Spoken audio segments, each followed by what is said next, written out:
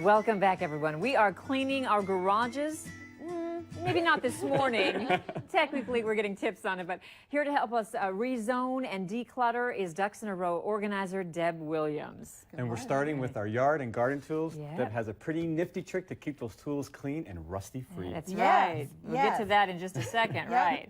First thing we want to talk about when we look at the garage, a lot of people, the garage is a really overwhelming thing, right? Yes. I mean, it gets full of stuff, and it's just kind of, you walk in and you just kind of want to just turn around and walk back out again. Exactly. That's what we do. That's what we do. We shriek and drive our car out and close the door. Hey, you get your car in the garage. That's awesome. Yay, good. So you're ahead of the game. Oh, we're tough. Yeah.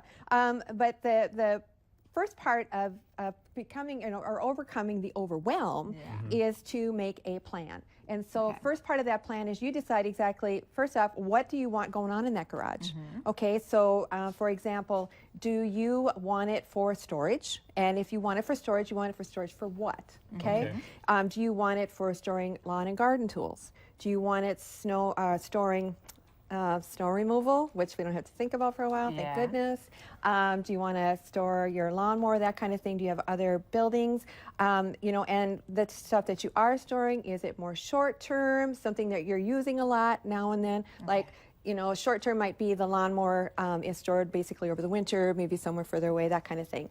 You know, so you got to figure out what exactly do you want to have going on in there, because we can't figure out what to do with it until we know what we're dealing with. So that's where a floor plan comes in, right? Right, exactly. Okay. We've got a photo of a floor plan, so we can have, Well, maybe not that one, no.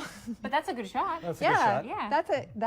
That's a great workbench is actually what that is. Yeah. So that was kind of thrown in there, but we do have it. Oh, sorry about that. Okay. We don't have it. Okay, so. No, but we do have it here. Yes. So So let's if we could zoom in. Yeah. There we go. Oh, look Okay. at that garage. Thank you. Yeah, isn't this nice, lovely? Look at that, 2 cars and all kinds of storage, that kind of thing. So this is kind of what we want to shoot for. So once we've decided what it is that we want to have in the garage, then we can decide where it goes and how much room it's going to take. That's where the numbers come in on your sheet. 1 is for this, 2 is for that, 3 is Yes, for that. exactly. And I got this off of Pinterest, which, by the way, has a lot of great ideas for garage organization, you know, once we get into the nuts and bolts of it.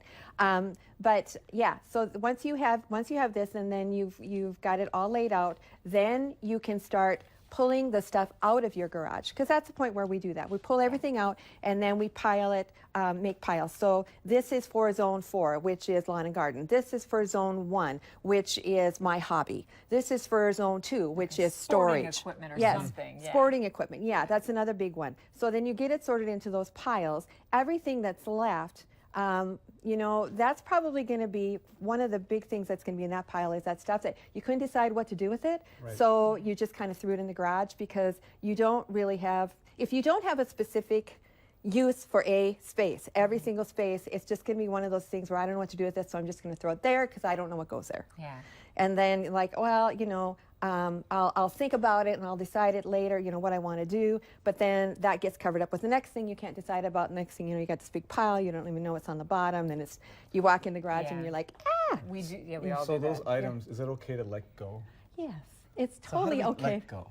How do we let go? How do we tell You others? put 'em on the it's time to let curb. go, honey. It's time to let go. Yeah, You yeah. can give them, donate Right. them, or find a friend, or Yes. put them on the curb, and somebody Right. will always pick them up. Yes, and if there's emotional attachment or some problems, then I think basically, if you're having trouble between 2 people deciding what should and shouldn't go, then you probably should separate and not work together, because let's remove the emotional baggage and have the person who really needs to work on it work with somebody who's a little more objective. Okay. Exactly. So then that'll kind of break that pattern of that emotional hold. And if it is necessary for that person to keep it emotionally, then figure out a way to keep it in a Keep good it. way. Another zone. Another zone. The emotional zone. Yeah.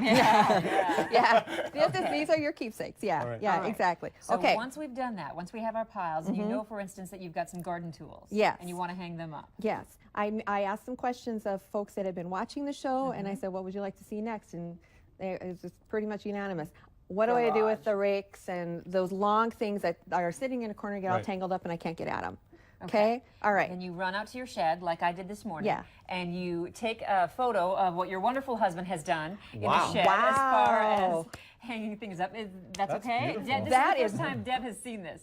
That is beautiful. That works? I love it. He's You know- amazing. Yeah. You know what I love Job, about Jen. that?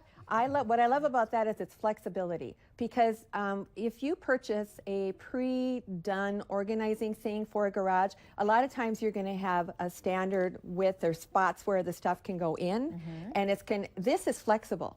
Yeah. This is flexible, so you can move stuff around as your needs change. I noticed you've got a rake handle without I know. or a rake head without a No handle. stick. Yeah. I noticed that too this That's morning. one of those just in case things you probably could let go of. That's probably for my son because Yeah. it's right around the Oh, level of him. There Yeah. you go. Okay. All right. Okay. Who knows? Yeah. Maybe we'll get rid of it. Okay, Yeah. so then once we've done that. Yes. For short tools, this is a trick that came from Martha Stewart many, many, many years ago. And I have actually had this thing for like 25 years. This is a terracotta pot. Inside this terracotta tip it a pot, little if we bit. can tip Right. it, sand. Whoops. Yeah, don't let the And sharp ones get out. in that sand was poured a quart of motor oil. Perfect. What happens is when you put your little tools in here, it keeps them sharp and it keeps them lubricated. The oil keeps them lubricated and the sand helps keep them sharp. Does it clean them a little bit too? And it cleans them a little Isn't that bit. wild? Yeah, it abrades them. It's awesome. I've been keeping tools in this thing for like literally 25 years. No You can- rust. No rust. Yeah. You No. can do it with larger pots Yes, too, right? Yes, and I did that. I took a big bucket and I put a couple bags of play sand in it. There it is right there.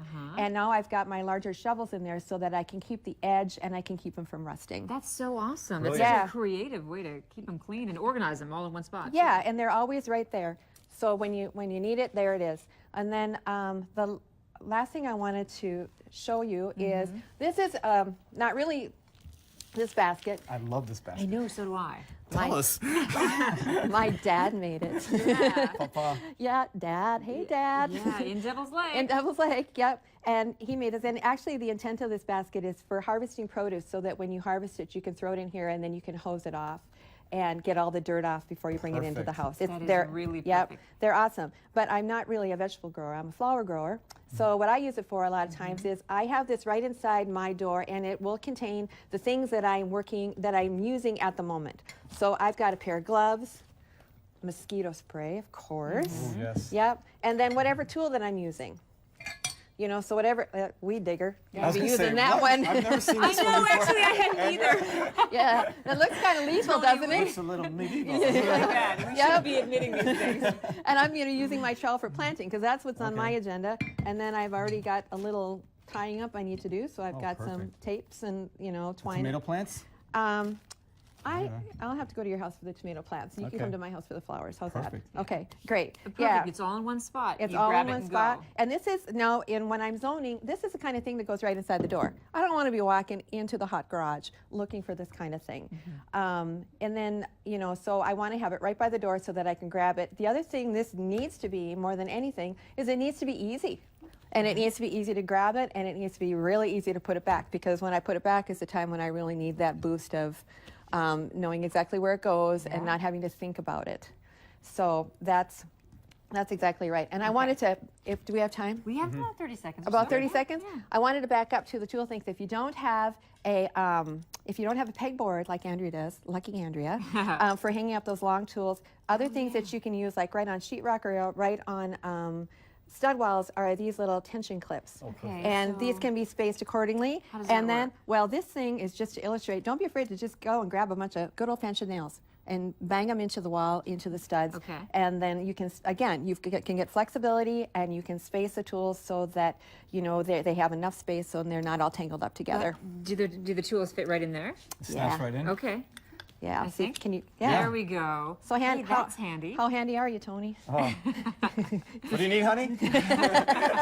This is happening. I've got a lot of holes in my walls. More than just for looks, though. Yeah. Deb love it. Williams, That's great. thank you so much. We appreciate all of this advice. It's good advice, and we'll have more garage segments in the future. Yes, we will. We'll try and cover it all. Stay with us. Yeah. We'll be right back. Yep.